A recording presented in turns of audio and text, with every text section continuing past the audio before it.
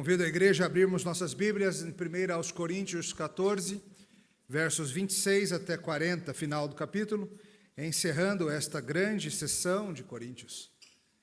Então, todo o bloco que vai dos capítulos 11 ao 14, que lida com a questão dos dons e de culto. E hoje nós chegamos ao final deste longo período. 1 aos Coríntios 14, a partir do verso 26.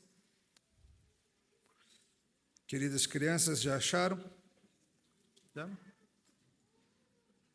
Ajuda os adultos aí, crianças. Temos muito a tratar. Atenção para a leitura da palavra do Senhor, 1 de Paulo aos Coríntios, capítulo 14. Que fazer, pois, irmãos? Quando vos reunis, um tem salmo, outro doutrina, este traz revelação, aquele outra língua e ainda outra interpretação. Seja tudo feito para edificação. No caso de alguém falar em outra língua, que não sejam mais do que 2 ou, quando muito, 3, isso sucessivamente. E haja quem interprete. Mas não havendo intérprete, fique calado na igreja, falando consigo mesmo e com Deus. Tratando-se de profetas, falem apenas 2 ou 3 e os outros julguem. Se, porém, vier revelação a outra em que esteja assentado, cale-se o primeiro, porque todos podereis profetizar um após o outro, para todos aprenderem e serem consolados. Os espíritos dos profetas estão sujeitos aos próprios profetas, porque Deus não é de confusão e sim de paz. Como em todas as igrejas dos santos, conservem-se as mulheres caladas nas igrejas, porque não lhes é permitido falar, mas estejam submissas como também a lei o determina. Se, porém, querem aprender alguma coisa, interroguem em casa seu próprio marido, porque para a mulher é vergonhoso falar na igreja. Porventura a palavra de Deus se originou no meio de vós? Ou veio ela exclusivamente para vós outros? Se alguém se considera profeta ou espiritual, reconheça ser mandamento do Senhor o que vos escrevo. Se alguém ignorar, será ignorado. Portanto, meus irmãos, procurai com zelo o dom de profetizar e não proibais o falar em outras línguas. Tudo, porém, seja feito com decência e ordem. Até que a palavra do Senhor, vamos orar. Senhor, ao considerarmos palavras tão importantes do apóstolo para a tua igreja acerca do culto público, pedimos que o Senhor nos instrua e nos dê submissão à tua palavra. Em nome de Jesus. Amém. Crianças, vocês sabem que tem muitas coisas na vida que são questão de gosto, né? Algumas delas você vai gostar igual seus pais gostam. Você aprendeu deles, você viu eles gostando tanto que você quer também. Outras, o seu gosto vai ser um pouquinho diferente dos seus pais, e também acontece isso, e tudo bem. Então, algumas coisas na vida que são questão de gosto. Não tem problema ser diferente. Café, por exemplo, é questão de gosto, não é? Alguns não gostam, tudo bem. O mundo avança apesar de vocês. Alguns gostam com leite. Suspeito para esconder o gosto do café, do qual não gostam muito. E ficam botando leite para disfarçar. Ok. Alguns gostam com açúcar muito. Já passam o café com açúcar. Sequer dão a oportunidade aos que não querem. Outros gostam daquele mistério chamado estévia, misturado no café. Aquele negócio que estraga o gosto de absolutamente qualquer coisa. Outros são os do sem açúcar, e reconheço que temos uma fase da jaula em que precisamos ser contidos, é verdade. Café é questão de gosto. Outras coisas também são, como pastel, por exemplo. Tem a turma que gosta de pastel de palmito, né? Não é engraçado existir isso? Alguém pensou, vou escolher o de palmitos. Cara, tem calabresa, tem frango, tem queijo, tem carne. A pessoa acha que tudo bem. Tem a turma que não concebe algo diferente de carne, tem a turma do pastel de queijo vulcânico, aquela coisa derretendo, aquela lava escorrendo quando você abre. Música é questão de gosto, em grande parte. Claro que existem critérios objetivos para medir a qualidade de uma produção musical, a gente sabe disso. Mas você gosta de coisas diferenciadas? Você tem aquela sua playlist eclética no Spotify, não tem? Aquela que vai de sertanejo a heavy metal, sem nenhuma explicação, e só vai. São as coisas que você gosta, e tudo bem. Nós sabemos disso. Sabemos também que às vezes queremos impor sobre os outros os nossos gostos nessas coisas, como se eles fossem necessariamente bons ou ruins. Mas isso não é necessariamente algo danoso, tá? É só porque às vezes você quer que alguém que você gosta, goste do que você gosta. Simples assim. Quando chega na questão do culto público, entretanto, esse tipo de atitude pode gerar um baita problemão. Porque nós queremos tratar o culto ao Senhor como se também fosse uma questão de gosto. Certas igrejas gostam assim, certas igrejas gostam de outro jeito, alguns gostam com leite, outros gostam com açúcar, uns gostam com mais ou menos guitarras. Como se fosse apenas uma questão de gosto. E, obviamente, a Bíblia deixa várias questões ligadas ao culto público para a nossa descrição, para a nossa decisão. A Bíblia não diz, por exemplo, que horas tem que começar o culto. Depende de muita coisa, depende do país, depende do clima, depende da cidade específica. Se vai ter de manhã ou de noite também é discutível, com ou sem ar-condicionado, quantos instrumentos podem, qual é exatamente a duração do culto, a diversidade da experiência do povo de Deus espalhado pela terra e pelas eras, tornaria totalmente sem sentido várias dessas definições. Então a Bíblia nos dá liberdade nessas circunstâncias. Ficam, de certa forma, ligadas ao nosso gosto. Mas o gosto tem que ser guiado por princípios sólidos, ou a gente começa a desagradar a Deus. A gente está nos dias de celebrar a Reforma Protestante e talvez você não tenha noção clara do quanto a Reforma Protestante foi uma reforma litúrgica, uma mudança nos princípios de culto, uma mudança daquilo que estava sendo feito no culto público na igreja medieval e era odioso aos olhos do Senhor. Mas pela palavra mudamos. Culto é uma questão de gosto de Deus. E a Bíblia traz em Coríntios, como já vem trazendo há várias semanas, bem como em outras passagens da Santa Escritura, instruções precisas e diversas acerca do que deve acontecer no culto público, e faremos bem em atender.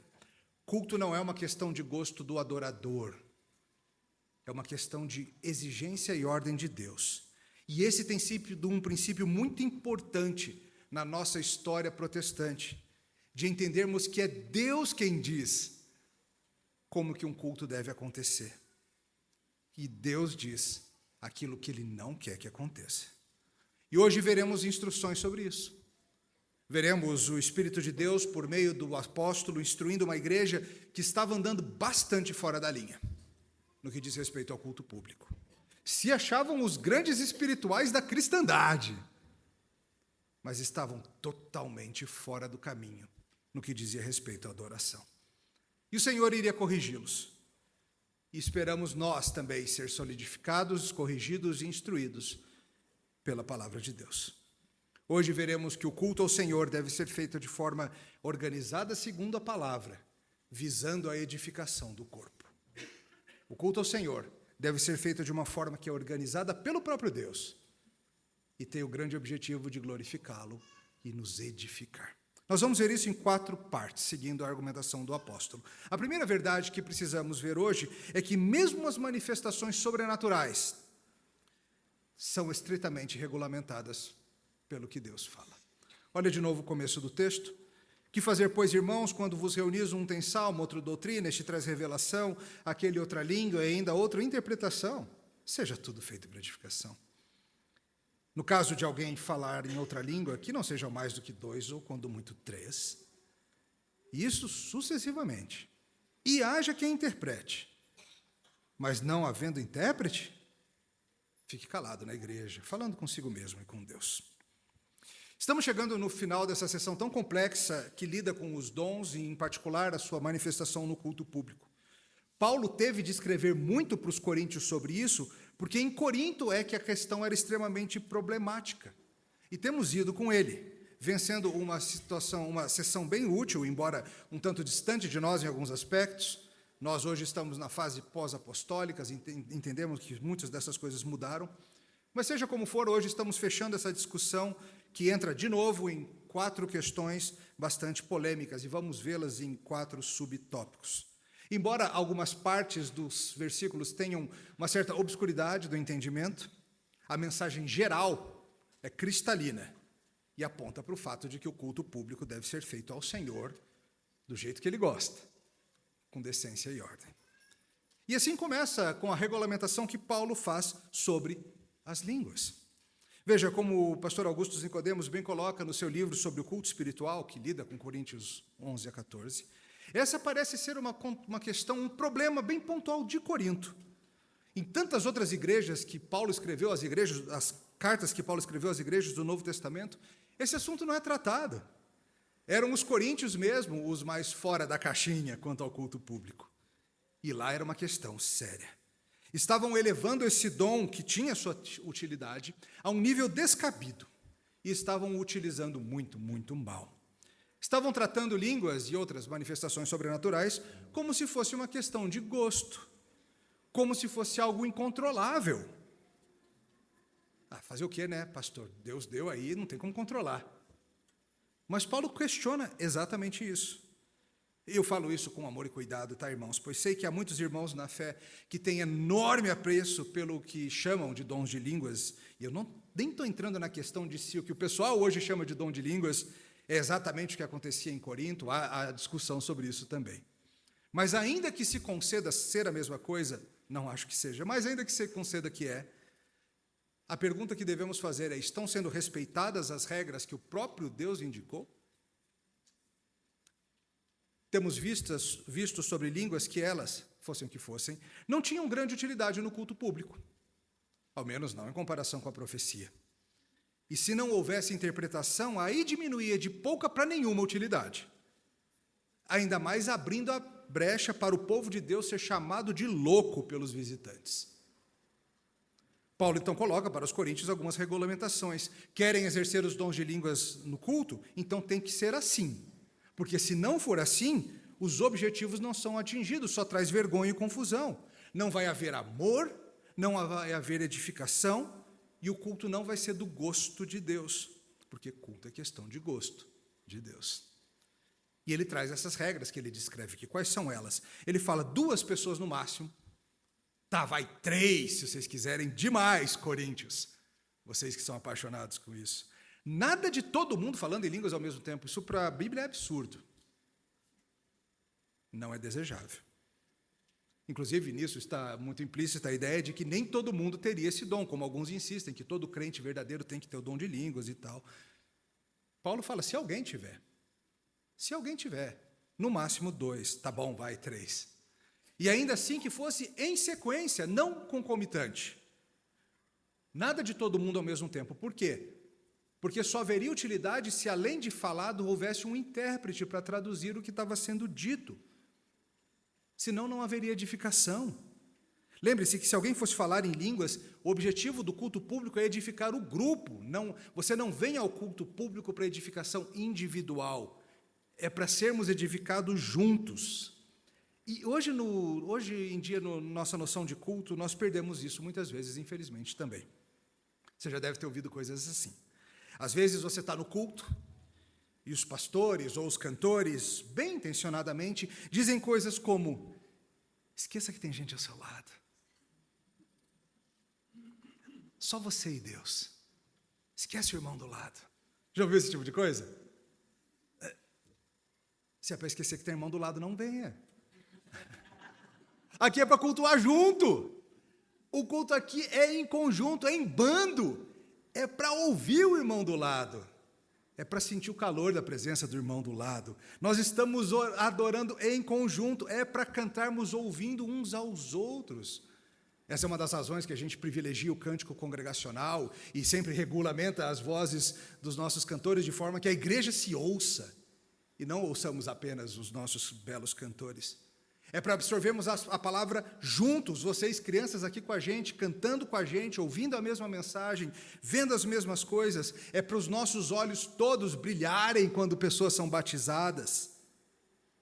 É para partilharmos pão e vinho e palavra juntos. A pessoa que está lá sozinha falando em língua sem entender nada, ela não está edificando ninguém. E se for um monte de gente falando ao mesmo tempo, Paulo fala, não façam isso, de jeito nenhum. Não ajuda ninguém, só ela mesma, só traz confusão. O culto é público, não é privativo. Nós adoramos como um corpo diante de Cristo. Esse é o nosso objetivo. E Paulo fala, se não é para seguir essas regras, fique em silêncio. Ou seja, trata-se de algo que pode ser controlado. A pessoa que fala em línguas, ela tem capacidade de decidir ficar em silêncio. Nada dessa ideia de, começou a falar, fazer o quê, né? O Espírito, né? Isso não é bíblico, irmãos. Às vezes querem se colocar a noção de que quando alguém levanta falando em línguas é algo incontrolável, é espiritual. E Paulo está dizendo, não é espiritual nada. Se não satisfaz as condições que a Bíblia está dando, fique quietinho. E nós com isso? Obviamente tem toda uma controvérsia já mencionada sobre exatamente o que eram essas línguas, se ainda existem ou não. A gente está aqui numa sequência de pregações, não vou voltar a tudo isso. Pegue para ouvir os sermões em que o pastor Tarcísio explicou as possibilidades aqui.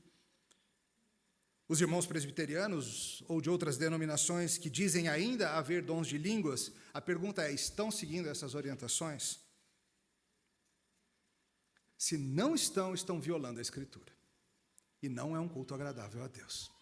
Por mais que seja feito de sincero coração, e eu não estou negando que seja de sincero coração, tá? Independente de acontecer ou não, deve seguir essas regras. Mas, infelizmente, o que vemos, sim, em muitas igrejas irmãs, é bem distinto do que Paulo prescreve, sem qualquer controle ou ordem. Muitas pessoas supostamente falando em línguas ao mesmo tempo, sem nenhum tipo de tradução, concomitantes. A Bíblia proíbe isso, tá? Tratar essas questões como se fossem meras preferências pessoais ou preferências denominacionais não é bíblico e não é sábio. E sabe, talvez você que está aqui conosco, talvez você se sinta meio que incomodado e ache que não está num culto realmente espiritual, porque não tem dessas coisas acontecendo. Eu quero confortar o seu coração agora. O Senhor gosta mesmo que tudo seja feito assim, com decência e com ordem. Não estou dizendo que é só a gente que cultua certo no Brasil inteiro, não é isso, por favor. Mas entenda que uma ocasião em que tudo acontece sem ordem, solta, cada um faz o que quer, não é um sinal de espiritualidade, é um sinal de infantilidade, rebelde. Por mais que alguns amigos seus ou familiares insistam em dizer para você que culto bom é assim.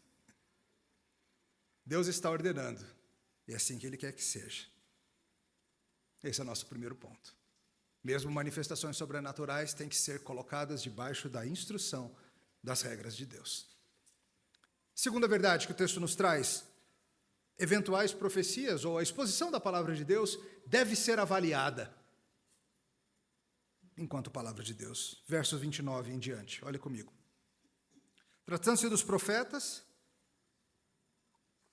falem apenas 2 ou 3 e outros julguem. Se, porém, vier revelação a outra em que esteja sentado, cale-se o primeiro, porque todos podereis profetizar um após o outro, para todos aprenderem e serem consolados. Os espíritos dos profetas estão sujeitos aos próprios profetas, porque Deus não é de confusão, e sim de paz. Paulo se volta agora para a profecia. Como mencionado em outros sermões, estamos aqui num período intermediário, o estabelecimento do cânon, a fundação da igreja, a era apostólica. Ainda não tínhamos a palavra completa, toda escrita, e isso estava acontecendo. Há uma enorme discussão sobre exatamente quem eram esses profetas. Estávamos ainda, como falei, numa época de escritura não finalizada. Talvez houvesse mesmo a possibilidade de profetas trazendo novas revelações. Mas nisso também estavam incluídos aqueles que fazem o que nós fazemos hoje em dia. Nós não trazemos novas revelações para vocês. Nós pegamos a revelação já escriturada e explicamos para vocês. Algo mais parecido com a nossa pregação. Nesse sentido, que tratamos no sermão passado, falar a palavra de Deus como sendo profecia, nenhum de nós que prega é inerrante, não estamos inspirados, apenas ensinamos. No Antigo Testamento, quando um homem de Deus falava em nome do Senhor, e falava de fato em nome do Senhor, era algo a ser seguido. Porém, a própria Escritura colocava regras para a gente saber se ele estava de fato falando em nome do Senhor. Alguns mentiam. Vocês ouviram o sermão do pastor Marcel domingo passado, não ouviram? Em 1 Reis 13. Marcel nos contou o exemplo de um profeta mentiroso, não foi? Que falou para o homem de Deus, dizendo que um anjo apareceu para mim e disse para você vir para minha casa. E o cara acreditou. E o resultado daquela tragédia? A morte de um homem bom. Hoje em dia tem muito disso também. Muito. Pessoas em cultos, em reuniões de oração, que dizem ter recebido uma palavra do Senhor, e que tem a dizer isso e aquilo para você, e você já vai todo trouxa acreditando em tudo que se diz por aí. Já contei anos atrás, quando eu na mocidade, por alguma razão misteriosa, foi pregar para o nosso grupo de mocidade um pregador cheio dessas coisas. Acabou o culto, fomos comer pizza, e ele, de olho no meu relógio, virou para mim, na frente de todo mundo, e disse: o Senhor está me incomodando para dizer para você que é para você me dar o seu relógio. Felizmente eu não caí nessa, segui comendo a minha calabresa. Mas você conhece gente que cai, não conhece? Você conhece. Porque no momento que alguém fala assim, o Senhor está me dizendo, muitos tiram os filtros, sendo que Paulo está dizendo é para botar o filtro. Muitos obedecem cegamente, enquanto Paulo está dizendo, não obedeça cegamente. Se alguém está falando em nome do Senhor, deve ser examinado, é o que diz o texto. Seja examinado o que ele disse.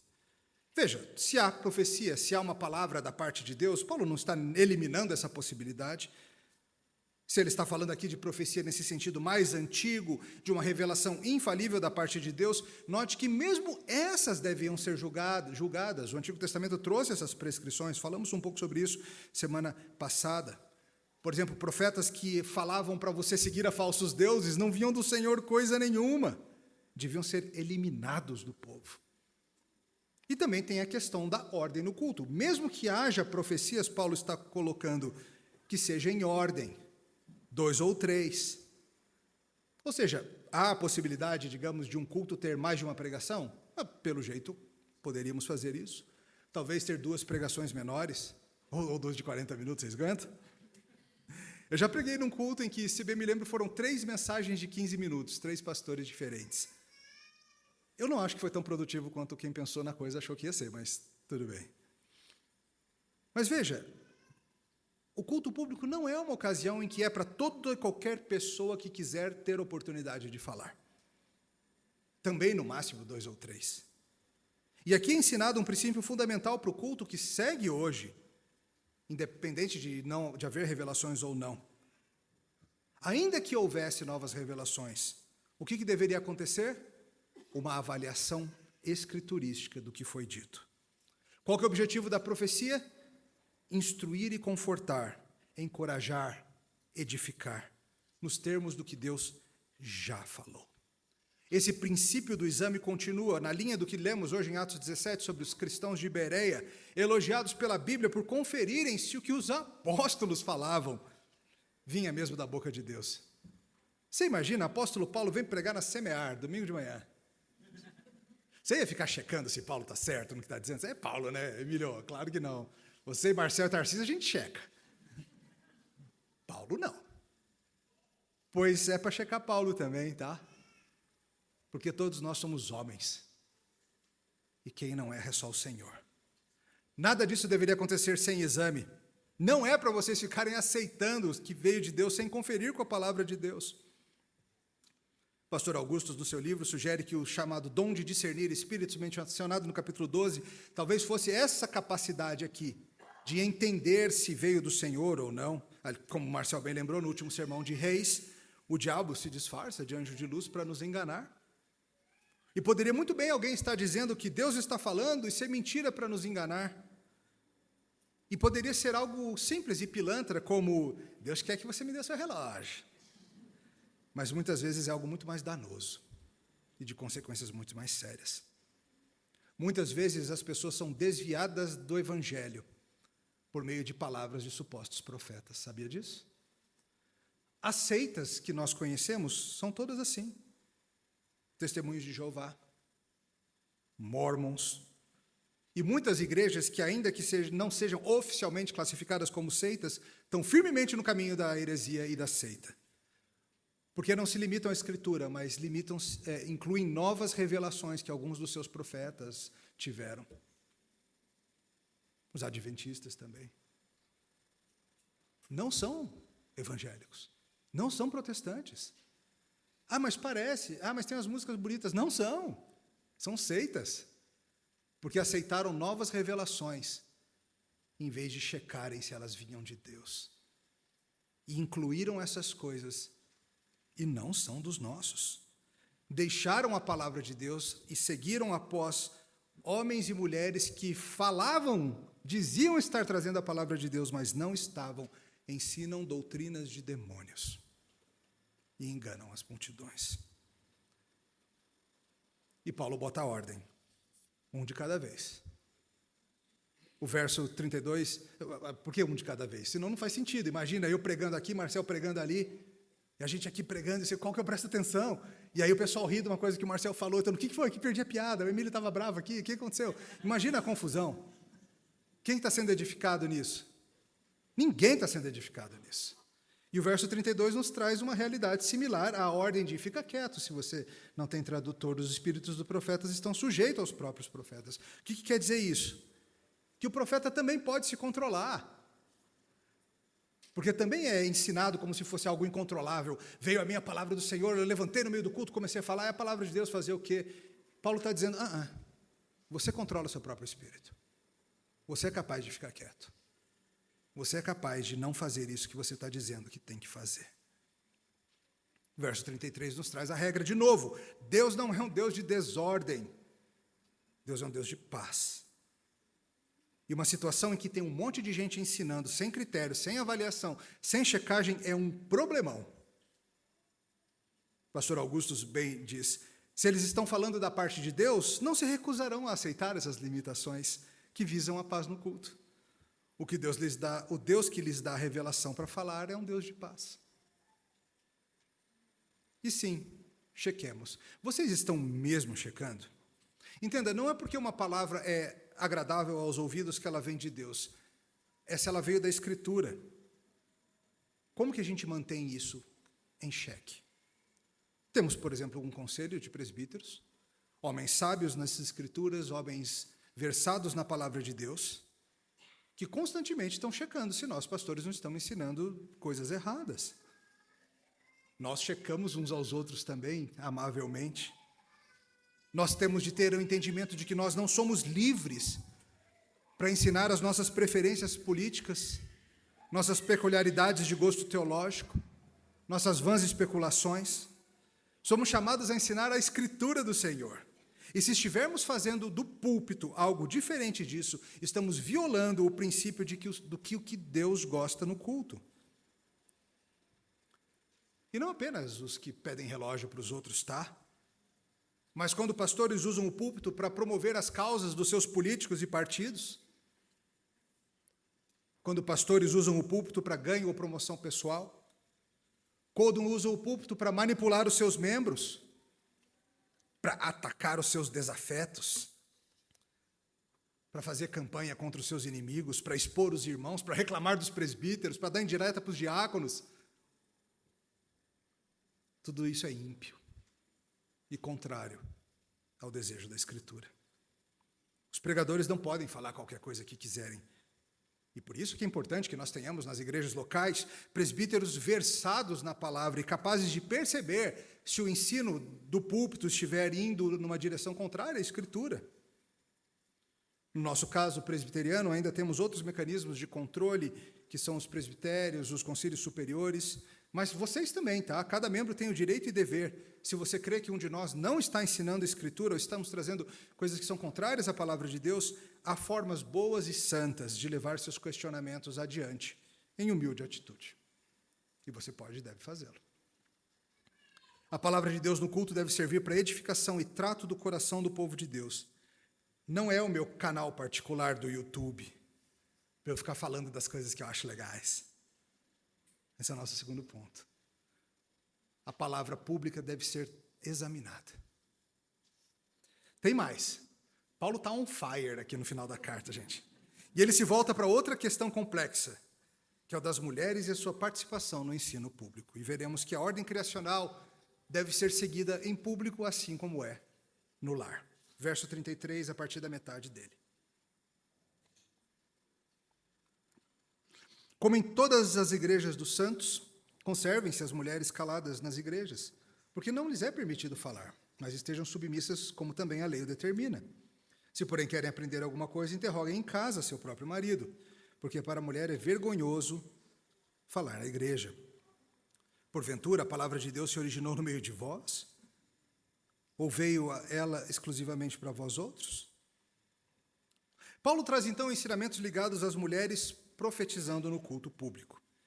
Verso 33, ele menciona que está falando de algo que é assim na igreja do Senhor em toda parte.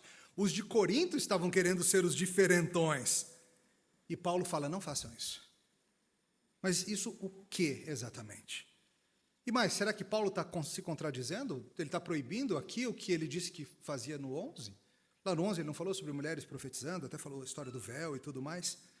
Veja, lá no 11 ele estava dizendo algo que acontecia, ele não estava ensinando o que deveria acontecer.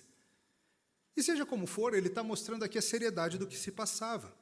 Ele traz um princípio sobre o qual ele constrói, depois, numa carta mais tardia, escrevendo a Timóteo, sobre o fato de que a liderança pública do culto ao Senhor, e em particular o ensino público das Escrituras, devem ser feitos por homens. Qualquer homem, a gente volta a isso. Tá, mas significa então que, quando Paulo diz essas coisas, que a gente não pode ouvir a voz feminina na igreja? Obviamente pode. Espero que vocês, mulheres, cantem e cantem com vigor. Espero que vocês confessem a fé de coração. Espero que vocês leiam a palavra de Deus com alegria. Espero que vocês digam amém em verdade. Ele está falando do ensino autoritativo. O assunto é esse, o de falar em público a profecia. E eu quero que você perceba que em nenhum momento essa ordem de Paulo ela é condicionada à cultura do tempo. Ele não diz coisas como, vocês sabem que na sociedade humana é vergonhoso para a mulher ter liderança, e como isso mudou hoje em dia, então mudou também o culto. Não é isso que Paulo argumenta. Ao contrário, sociedades gregas, como Corinto, como Éfeso, tinham normativamente mulheres sacerdotisas nos seus cultos. Mas Paulo está dizendo que na igreja do Senhor não deve ser assim. No culto pagão acontece, no culto ao Senhor, não. Ele enraiza isso na lei de Deus. Ele fala sobre a lei, ele não cita um versículo específico, tem muita discussão sobre o que é a lei que ele fala. Provavelmente ele se refere mais ao princípio criacional, princípio ao qual ele já apelou em outros momentos da carta aos Coríntios para falar sobre esses mesmos assuntos. Sobre a forma de Deus ter feito o homem e então a mulher para ser sua auxiliadora. Ou como ele mesmo explica em Efésios, o homem como cabeça da esposa, assim como Cristo é o cabeça da igreja. E o que ele está dizendo para os coríntios é que os coríntios não têm direito de, por conta própria, divergirem de como todo o povo do Senhor no resto do mundo faz, só porque gostam mais assim. Especificamente no caso das mulheres em geral, como voltaremos aqui. Paulo deseja que as mulheres aprendam no culto, e não que elas ensinem. Mas ele deseja que elas aprendam. E às vezes isso se perde também, tá? A gente vai falar sobre isso. Alguns sugerem que talvez Paulo esteja falando mais acerca da questão do tal do exame da profecia. Lembra? A gente acabou de falar. Se há uma profecia, que ela seja examinada. Há uma certa discussão se esse exame aconteceria ali no próprio andar do culto ou não. E se for isso, então que as mulheres não deveriam examinar a profecia do seu marido. Olha o constrangimento, gente. Eu prego aqui, a esposa fica ali assim... Não foi isso não, e eu, depois a gente conversa. Não foi isso não. Seu marido está ensinando e você ficou em dúvida se ele foi fiel mesmo? Pergunte isso em casa, questione em casa, deixe que outros homens façam no público o questionamento do que ele diz. Tem homens maduros para isso, fica tranquila. Não envergonhe e constranja em público, isso traria desonra para ele, desavença no lar. Tem coisas sim que devem ser tratadas em casa. Isso, claro, se o que ele está falando é do exame da profecia. A gente sabe muito pouco. Mas o ponto é muito claro. No contexto da família, a liderança é masculina, é o cabeça do lar, a Bíblia insiste nisso. E é um baita problema quando homens deixam de ser os líderes do seu lar e são omissos e não ensinam e nunca lideram sua família espiritualmente. E o princípio bíblico que é carregado para o culto é esse. Se na família é assim, quando nós nos juntamos como igreja, a igreja é simplesmente o encontro das famílias. Quando você encontra as famílias todas, a liderança também segue sendo masculina no seu ensino. Agora, entenda, não há aqui, nem em nenhum lugar das Escrituras, proibição para que mulheres conheçam a Bíblia. estudem teologia de maneira nenhuma. Há apenas o entendimento de que há uma ordem pública no culto ao Senhor que deve ser seguida e diz respeito a quem deve liderar. Tampouco está dizendo que só o marido pode ensinar teologia para a mulher. De novo, está falando do culto público específico. Como se mulheres, vocês irmãs, estivessem proibidas de pegar um livro de uma editora cristã e ler por conta própria. Só pudesse ler se for com o marido. Ou que vocês não poderiam fazer uma disciplina no seminário, ou um curso de teologia online, ou participar de um clube do livro, ou coisas assim. Não é isso, gente. A preocupação de Paulo é com o culto público. Esse é o assunto. Como que a gente fica? A nossa prática, não somente por causa desse texto, mas juntando com 1 Timóteo, com Efésios e outras situações, é aquilo que entendemos historicamente, que no contexto do culto público a mensagem da palavra é trazida por homens. Qualquer homem, também não. No caso da época, apenas quem tivesse recebido a dotação do Senhor para isso, o dom disso. Qualificação. E hoje em dia o princípio segue válido também. Em cartas mais tardias, Paulo trouxe bem mais qualificações sobre como devem ser os líderes da igreja. Por exemplo, quando lemos em 1 Timóteo sobre os critérios para se escolher um presbítero ou um diácono, um dos critérios para o presbiterato é que eles sejam aptos a falar publicamente, que conheçam a sã doutrina. Ou seja, espera-se que os líderes sejam gente que conhece a sã doutrina e foi qualificado por Deus com a capacidade de falar em público. Por que isso? Porque Deus projetou assim, Deus fez homens e mulheres complementares, e o lar cristão imita ou ilustra a relação de Cristo com a igreja. O marido cristão lidera a família cristã no seu lar, e alguns homens lideram a igreja como um todo. Tal qual no lar, assim também no encontro dos lares. Então, por isso que seguimos esse princípio. É por isso que nas igrejas reformadas não temos a figura de pregadoras ou pastoras. Eu sei que é uma questão controversa, e estranhamente até dentro da nossa denominação, não era para ser, mas é. Mas o ensino bíblico é cristalino. No culto público, pregam ou profetizam apenas homens comissionados para essa função específica, capacitados por Deus e examinados pelos outros, conforme as Escrituras. É assim que Deus gosta. E culto é questão de gosto de Deus. Temos um quarto ponto, amarrando isso tudo. O culto ao Senhor é espiritual, ordeiro e feito de maneira a edificar. Olha de novo o verso 26 e daí a gente pula para o 36. Mas olha o 26. Que fazer, pois, irmãos? Quando vos reunis, um tem salmo, outro doutrina, este traz revelação, aquele outra língua, ainda outra interpretação. Seja tudo feito para edificação. Verso 36. Porventura a palavra de Deus se originou no meio de vós, ou veio ela exclusivamente para vós outros? Se alguém se considera profeta ou espiritual, reconheça ser mandamento do Senhor o que vos escrevo. Se alguém ignorar, será ignorado. Portanto, meus irmãos, procurai com zelo o dom de profetizar, não proibais o falar em outras línguas. Tudo, porém, seja feito com decência e ordem. Voltando aqui ao primeiro verso da passagem para amarrarmos isso tudo. No verso 26, o apóstolo estava criticando a situação do culto em que não há ordem. Um levanta e canta do nada. Aí levanta o outro de lá e traz uma profecia, e ninguém sabe o que vem por aí. Tudo pode acontecer e não tem hora para acabar. Vocês já notaram, claro, que nas igrejas reformadas costuma haver uma ordem de culto, é o que a gente chama de liturgia. Mesmo naquelas igrejas que não têm uma liturgia explícita entregue para você, costuma haver uma liturgia implícita, não costuma? Frequente qualquer igreja, tempo suficiente, você vai ver que tem um padrãozinho do que se segue sempre. Existem algumas linhas eclesiásticas que não acreditam que o culto deva ser planejado, que as coisas devem ir acontecendo de forma espontânea. Alguém levanta e puxa um hino, o outro levanta e traz uma palavra, uns 3 ou 4 falam em línguas, o fulano interpreta ou não, e assim vai. Talvez os irmãos já tenham participado de um culto assim. E talvez vocês que já tenham participado de cultos assim, talvez estejam tão acostumados a isso que você vem para uma igreja com uma ordem litúrgica pré-estabelecida que a gente segue e você estranha. Te parece haver menos liberdade na forma que nós cultuamos aqui? Quem sabe menos ação para o Espírito Santo? A gente amarra o Espírito? O que te parece? Qual é o mais espiritual? Irmãos, espiritual é seguir o que o Espírito diz. Simples assim. E o Espírito está dizendo essas coisas para a gente, que não é para ser essa coisa solta em que coisas misteriosamente vão acontecendo.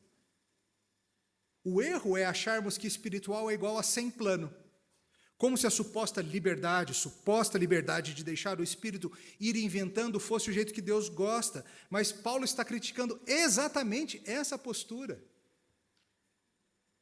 Não é exatamente a falta de organização, de decência e de ordem que está sendo criticada pelo texto bíblico?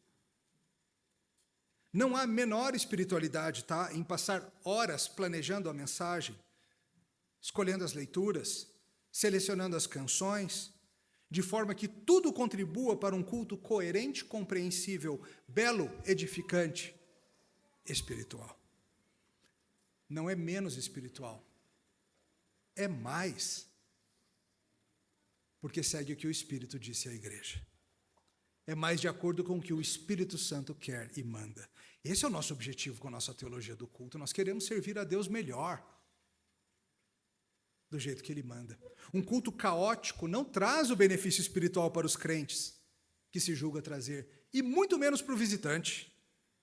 E Paulo insiste, seja tudo feito para a edificação. Ao planejarmos um culto, nós devemos pensar no que vai ser mais útil para isso tudo, para o grande objetivo de Deus ser glorificado na edificação do crente, na instrução do descrente. E Paulo, no verso 35, nos lembra de que nós estamos apenas levando adiante o que recebemos. Ele já tinha dito algo assim sobre a ceia, lembra? Entreguei o que eu recebi. Nós não temos a liberdade de criar do zero a adoração a Deus. Olha o que ele diz no verso 36. A palavra de Deus se originou no meio de vós, é? Vocês são a primeira igreja da história do mundo? Ou só vocês são igreja, exclusivamente vocês? Nós não temos a liberdade de criar a adoração do zero. Seguimos nos princípios que Ele deu. A igreja cristã não começou conosco. E isso é muito importante, a nossa adoração ela é histórica. Claro, há diferenças nos usos e costumes e circunstâncias, como falei do começo. Mas nós não estamos adorando da nossa cabeça. Estamos buscando seguir as formas básicas que nos foram dadas pela Escritura e herdadas na tradição da nossa história. É por isso, por exemplo, que insistimos em colocar nos nossos cultos credos e confissões, para sermos lembrados de que não inventamos a fé cristã, a palavra não se originou com a gente.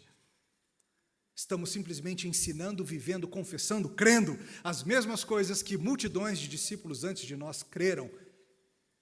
E será assim até que Cristo volte.